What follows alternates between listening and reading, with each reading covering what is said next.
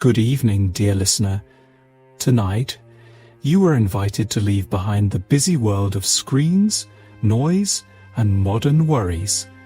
Instead, you'll walk quietly into the distant past, into the stone-wall tranquility of a monastery in the gentle countryside of medieval France. It is the year 1283. Our story takes you through a single day in the life of a Benedictine monk. There are no distractions, no conflict, no rush, just rhythm, stillness, simplicity, and prayer. The world you're about to enter is soft with silence. Let your mind relax. Let your breathing slow. Let your breathing slow. Let your breathing slow. Let your begin. A bell rings in the dark. It is not loud.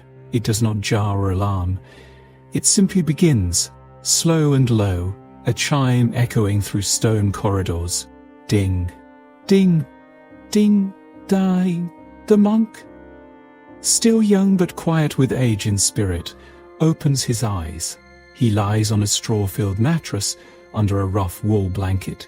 His cell, that is, his room, is bare. A single candle, a wooden crucifix, and a small table are all that occupy the space.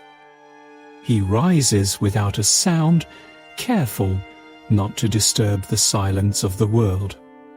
He pulls his robe over his shoulders and ties it with a rope belt. His sandals whisper over the cold floor as he moves toward the chapel. Outside, it is still night, but the stars are beginning to fade. Inside the chapel, others gather, moving like shadows, taking their places in the choir stalls.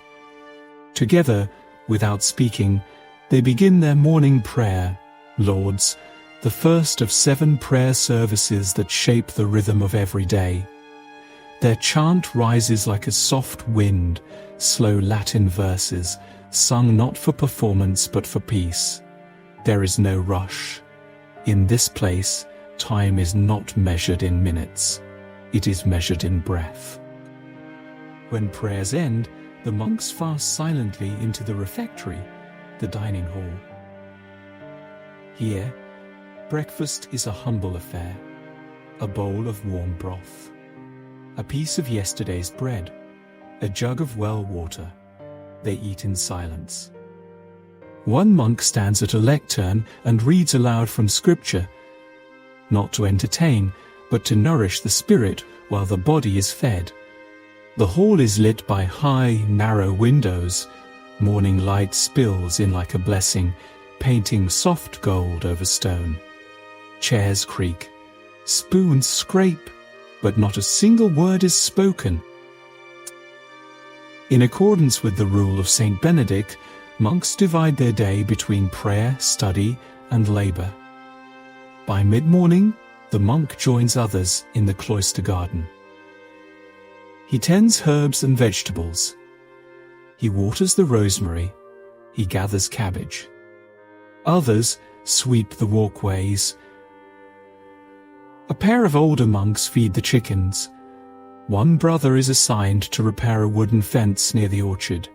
Work is done in silence, but it is not lonely, it is shared. Here, labor is not punishment, it is devotion. Even pulling weeds is an act of love. At the sound of the bell, work pauses. The monks gather again in the refectory. The meal is larger. Lentil stew, cheese, coarse bread, and sometimes a bit of preserved fish. Again, one brother reads aloud while the others eat. After the meal, there is sext, the midday prayer. Then comes a brief rest, an hour to lie down, reflect, or sit quietly in the cloister walk. Some nap, others simply breathe and watch the clouds move across the open courtyard. Peace is not rare here, it is constant. In the afternoon, the monk returns to the scriptorium. He continues his copying, his hand steady, his posture still. Others serve different roles. One monk teaches novices in a small schoolroom. Another cares for the sick in the infirmary. The monastery is self-contained, a world unto itself. No noise, no chaos, just quiet purpose. As the sun begins to lower, the bell rings again. The monks gather for Vespers, the evening prayer. This service is filled with long silences, flickering candlelight, shadows stretching across the chapel floor. The chant is deeper now, slower, more reflective. The day's ending. After Vespers, a light supper is taken, usually just bread and soup. The mood is restful, dim, grateful. At dusk, the monks pray compline, the final office of the day. They ask forgiveness for the small sins of thought or deed. They give thanks. They surrender the day. Then begins the great silence, a time of complete quiet until dawn. No speaking, no sound but the night wind and the distant hoot of an owl. The monk returns to his cell. He extinguishes his candle. He lies down, and he lets go of the world. This is a life of rhythm. A life not measured in tasks or noise, but in silence and surrender. The monk does not dream of riches. He does not worry about time. He lives each day the same way, with purpose, with peace, with presence. And now, dear listener, so may you. May your sleep be deep. May your dreams be kind. Good night.